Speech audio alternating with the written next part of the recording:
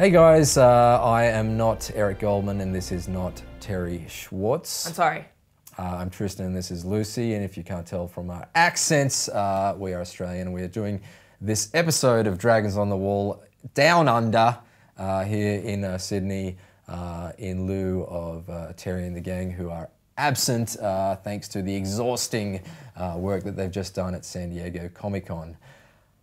So I hope you'll have us for this one episode. We're going to talk full spoilers about episode 2 of season 7, Stormborn, which has just aired or streamed or whatever it does these days.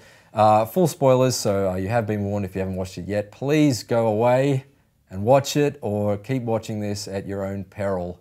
With that out of the way, let's talk about the episode. We'll jump straight into a specific moment, not the start. But it was an event-filled episode. A lot of political wheelings and dealings. A lot of new unions formed and some reunions. One that we want to jump straight to is the reunion of Arya Stark and her direwolf Nymeria. Yeah, so we kind of knew that this was coming. It was hinted at last week.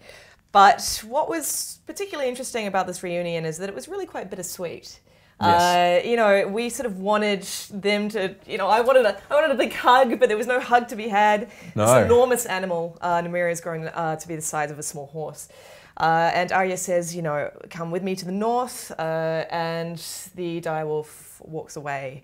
And yeah, this is interesting for a couple of reasons, because this scene occurs right after Arya has learned that she is in fact not going to head over and kill Cersei. She's in fact going to head north and reunite with Jon Snow. Yep. And basically she is going to become part of the family again. And so, yeah, she actually turns her horse around and then she runs into her direwolf and she says something that is very interesting in this moment. She says, "That's not you." And so when I first watched the scene, I was quite confused. I wasn't sure what she was referring to, but in fact, she was actually referring to the same line of dialogue that she uttered back in season 1 when her father was painting this picture of her wearing a beautiful dress and being like a lady of the court and all this sort of thing, marrying off some lord.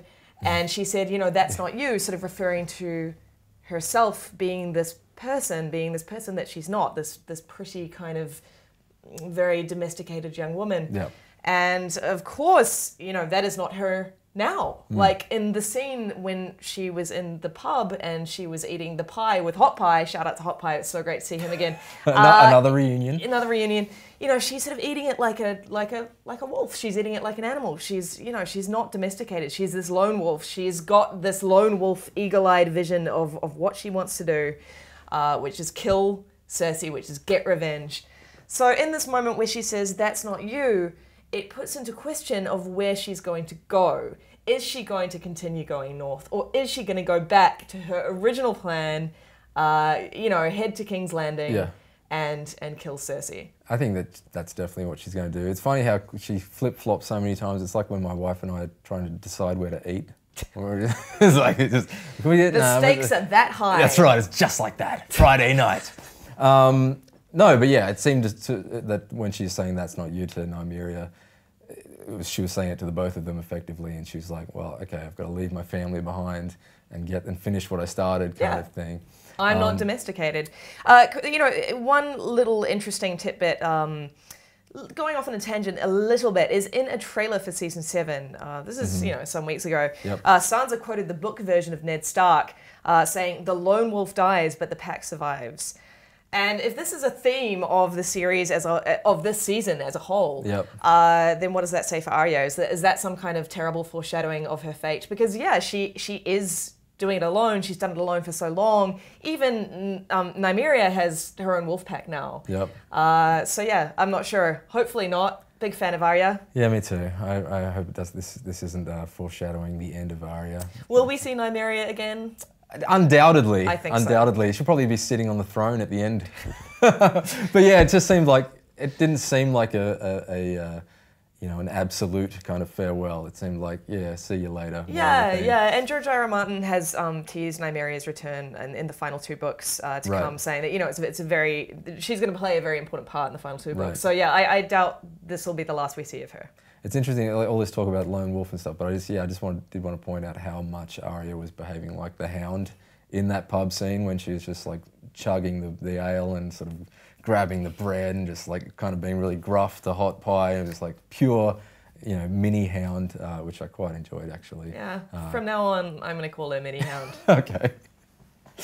But yeah, so that was a really cool a moment from this episode, but it was an episode I think rammed wall to wall with cool moments. Let's just jump back to the top of the episode, Dragonstone, where it sort of opened with Dany kind of going toe to toe with Varys and kind of making him kind of swear his kind of allegiance, or he'll swear that he'll be honest to her.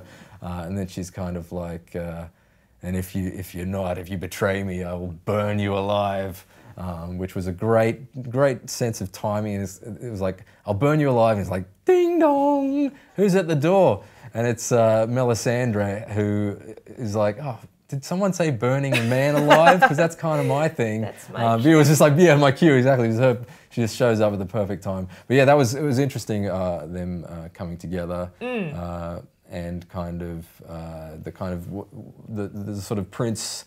Well, the prince that was promised. So Melisandre basically arrived and then kind of validated this huge fan theory that the prince that was promised might not necessarily be a man. Which has been a kind of a theory floating around for a while, that the translation is actually genderless. So in fact, it could be the princess that was promised, which has a nicer ring to it, I think. No arguments? But also, Melisandre also said, she's clearly learned from her traumatizing times with Stannis not to necessarily trust prophecies. Prophecies, exactly, which is something that she actually says in that scene. And that maybe the prince that was promised is a sort of prophecy that embodies both Dany and Jon Snow, which is a really interesting thing to think about, that they're going to have to come together and sort of fulfill that prophecy together as one. Yeah, and that's when the suggestion is that they should hook up, not like that, but sort of the suggestion is that Dany should sort of unite with Jon Snow and his army. And Tyrion, they're old pals from their trip to the Wall together way back when. So he endorses Jon Snow as well, and Dany's ultimately on board with the idea, but with the caveat that Jon Snow must bend the knee to her, and so she has to have absolute power, which was cool. Sorry. No, it was very cool, and I really loved. I loved Dany being assertive in that way. But what was really interesting on the flip side of that, we also had Jon Snow in this episode acting more like a king than he has ever acted before. Not only does he sort of, he and Sansa have kind of been having this bit of a power play. Nothing sinister, but just like, Sansa, like, stop making me look just bad. a sibling, sort of sibling rivalry. But in this episode, he really sort of steps up and he says, listen, I'm going to go and meet Dany. I'm going to go and accept this calling. He appoints Sansa as the leader of the North in his absence. And most importantly, he tells Littlefinger where to stick his little finger. Indeed. And on that, actually, it was cool, like, because the Arya Nymeria, that's not you, echoed something from way back in the original season. And Jon Snow sort of throttling Littlefinger sort of echoed Ned Stark doing the same thing. Jon Snow was, in fact, he made some strong kind of overalls, I guess, with Sansa last episode. But yeah, in this episode, I think he's really sort of taking the reins, taking command. Yeah. And we've always, we've seen his actions on the battlefield and what have you. But in terms of being this leader, it's always just the sort of opinions of his mates. Yeah, stuff always seems to be happening to him instead of him taking the reins and going, all right, this is what we're going to do. And in this episode, he really did that. And I think by going up against, Littlefinger, who everyone hates, I mean, shout out to any Littlefinger fans out there, all two of you. I don't know, he's such a weasel. It was great to see him kind of, be shoved and pushed. And, there's going to be some ramifications of that action. There will totally be There are going to be some terrible ramifications of that action, but at the same time, it was great to actually see him sort of get a little taste of what he deserves. Yeah, but he doesn't let things slide. No. Old Littlefinger. So yeah, I'm sure there will be some sort of ramifications. And by the way, it was kind of as cool and as strong as Jon Snow seemed. The fact that he did that and then just he's like, you stay away from my sister, and then just like hightailed it out of there to the other side of the kingdom, kind of almost makes it an empty threat. You guys will be cool. See you later. Yeah, you better not, because I mean it'll take me a few days to. Yeah, it was kind of like While he's going to put some distance between him and Winterfell now. Yeah. But I think Sansa will. I mean, she's grown in leaps and bounds and learnt a heck of a lot. And I think ultimately she'll be able to counter anything that Littlefinger tries. Well, I hope anyway. Me too. So speaking of characters who don't let things go easily, let's go back to Cersei. Now she gained some ground in this episode. Because she has been introduced to a counter to Dany's biggest threat, which is, of course, her dragons. So she's taken down into this kind of like what did you call it before? Like a Bond style. Because it felt like that. Because it was beneath the throne room, whatever, in the little catacombs below King's Landing, where they're doing all their anti-dragon gun research.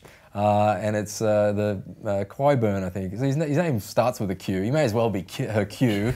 And he's like testing out all the cool gadgets down there. And it just had this, it made me think of James Bond. Most things make me think of James Bond, to be fair. But yeah, so we see all these kind of dragon bones down there from previous victories over the Targaryens and what have you. Including Balerion, the biggest dragon that there ever was. Yeah, the Black Dread. This huge, sort of the size of a Mack truck skull.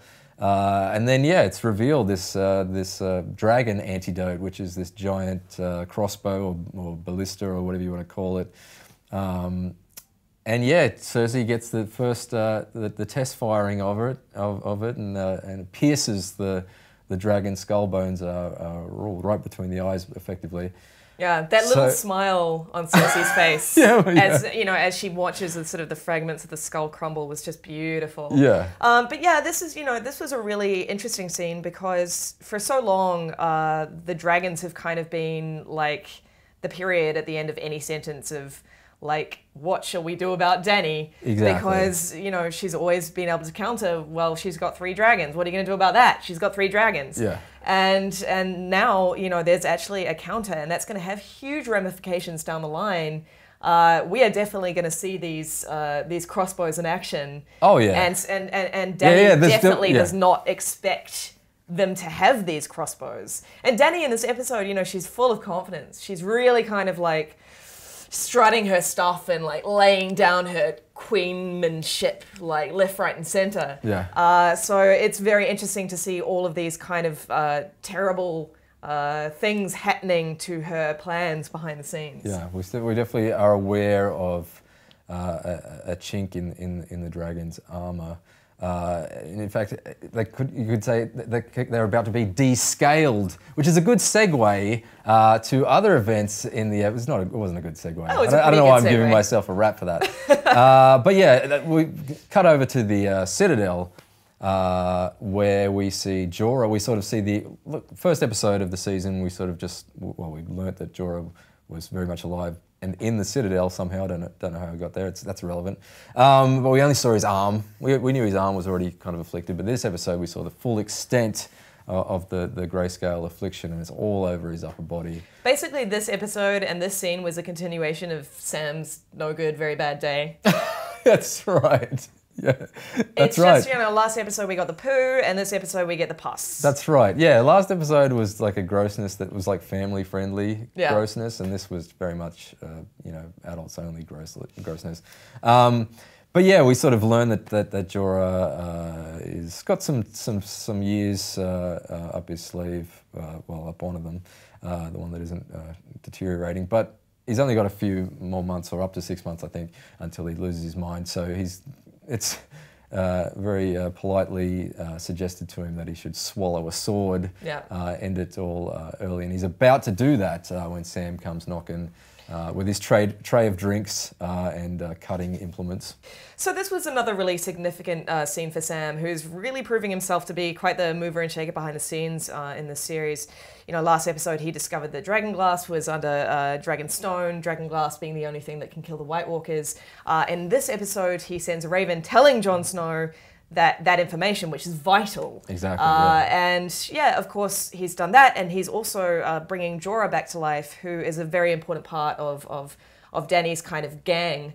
And hopefully, he actually, you know, becomes a major player again in this series. This is saying that he survives that terrible pussy procedure. Yeah, well, I mean, that's the thing. Everything that Sam does now is heroic, and I'm not just talking about cleaning out the bedpans, but the fact is, he learns this episode that this procedure, the only person who's tried it before, there's some doctor.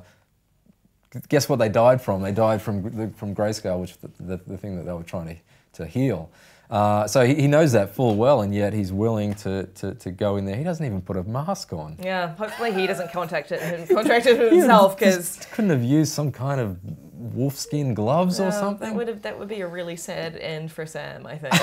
It would be really tragic. Yeah. Sam needs redemption. Sam needs to have a happy ending. Yeah. Of any characters in Game of Thrones, it's Sam who needs a happy ending, for God's sakes. One thing I just want to highlight is the editing in this thing, because it was such an amazing cut in every sense of the word. Sam has given Jorah the swig of rum for courage and the bit between the teeth to muffle his screams. And yes, Sam just starts hacking away with the blade into the scales on Jorah's pecs, and there's peck pus and stuff just spraying everywhere. And then there's just this perfect cut to the guy in the inn cutting into his pie, and it's just like this amazing smash cut. Yeah, everyone shrieked. Yeah, it was really gross. We were watching it at lunchtime in Australian hours, so it wasn't the best timing from our perspective. But it's worth noting that is not the most shocking thing, or even the most disgusting thing in that episode. But before we get to episode 2's incredible climax, let's just jump back to Dany and the crew with a plan at Dragonstone, with Yara Greyjoy and Ilaria Stand basically swearing allegiance to Dany, and then Tyrion outlining what the battle plan actually is to take over the Iron Throne. Yep. Which, you know, Lady Tyrell is also there and not necessarily approving of this battle plan. That battle plan being, of course, that the Dornish and House Tyrell are to kind of surround King's Landing but not attack it. Lay siege to it. Yeah, instead draining it of its resources. Yep. And then the Unsullied are going to go off and take Castle Lee Rock, which is an important sort of point for them. It would be an important win because it's the ancestral stronghold of House Lannister. It's full of gold. Full of gold. Basically the number one source of the Lannisters' wealth. Yeah, it's bankrolling the Lannisters, yeah. Yeah, so important to take that and cut the Lannisters off at the knees.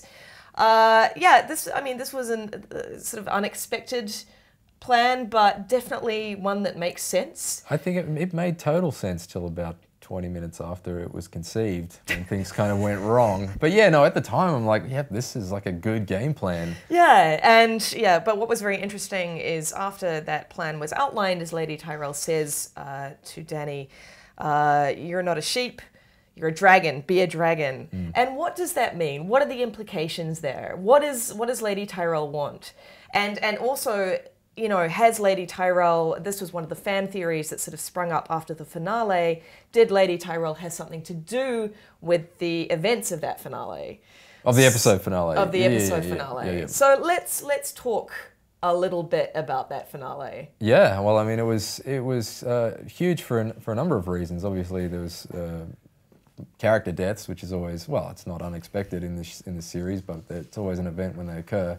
But just a big event in general, this big kind of naval battle, and just kind of highlighted that, you know, even though the season is shorter, the Casterly Rock coffers at HBO still have enough scratch to finance big, cool things to happen as early as the second episode. I mean, this was only the episode 2. Usually we get sort of battles like this later on in the series. So yeah, that was just cool and unexpected. Yeah, so of course we're talking about the attack from Euron onto Yara's fleet. In a really sort of shocking turn of events. We were about to sort of, it was classic Game of Thrones, we were about to have like a, you know, a really sort of sexy scene between Yara and Ilaria, and then a foreign invasion. That's right. Literally, this is a foreign invasion, she refers to a foreign invasion, and then you know, there's a foreign invasion. That's exactly not what the kind that any of us really wanted. Yeah, not the sexy kind. Not the sexy kind, but you know, we changed our mind on Euron in this episode. Well, I mean, yeah, obviously there was some backlash against his towards his makeover from last season to this season. He had the kind of rock star extreme makeover. He had the Johnny Depp, Captain Jack Sparrow vibe. Exactly, Russell Brand, or you know, emo rock frontman with the eyeliner and what have you. And there's some people didn't necessarily like that. At the same time, a lot of people, because he was just a character to me last season, kind of not one of my favorites, but his entrance in this episode was one of the most rock and roll things that's ever happened in this entire show. Yeah. Well, he's by far one of the most rock and roll sort of traditional series villains. Yeah. He's shaping up to be that way. Yeah. I mean, you know, we had Ramsay Bolton last season, yeah, and he was just such a horrible, psychopathic sort of snake in the grass. Whereas this guy just comes in, like, balls out, just like, brash. I'm a villain. Yeah, but the way that he entered the scene, his ship is just crashing into Yara's ship. The sort of boarding plank with the cool teeth on it. Yeah. Almost like a snake head, I guess, or eel, or anyway. Snake. Kind of crashes down onto her ship. He's like surfing it on the way down, sort of 1 foot, sort of almost on like you'd be on stage on a fold-back speaker, you know, kind of just screaming, almost singing at them as he sort of boards the ship by force and starts murdering people left, right, and centre. Yeah, it was rock and roll. It was like pyro everywhere. There's fireballs flying. It was just awesome. It was a grisly couple of deaths for the two sand snakes. Not Game of Thrones favourites, the Sand Snakes. Evidently not. I sort of felt like the showrunners were kind of giving a little bit of fan service in terms of just how really kind of horrible these deaths were. I felt it. You're a fan. I am. I've never had any beef against the Sand Snakes. I've always quite liked their dynamic, but yeah. Not anymore, because 2 of them are dead, and the one that is remaining is probably going to meet a terrible fate. So yes, the Sand Snakes are dead. Yara and Ilaria are now the gifts that was promised to Cersei last episode. So they are the gifts that we are going to see Cersei being presented with. I don't think that either of them are going to be alive for much longer. No, probably not. Which is a shame, because Yara Greyjoy is one of my favourite characters. I know she is.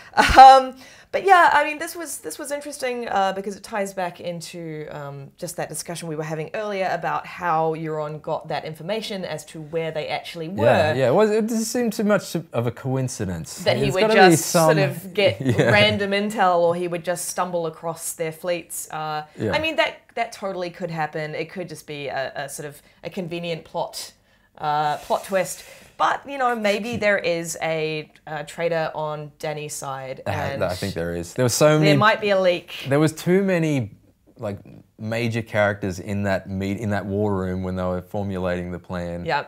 For one of them not to be a traitor, I think. Just knowing the history of the series, you know what I mean? Yeah, absolutely. One of them has to be a snake in the grass. Absolutely. Just before we wrap this episode up, let's talk about Theon, aka Reek, who reeked it out this episode. He was the reekiest Reek who'd ever reeked.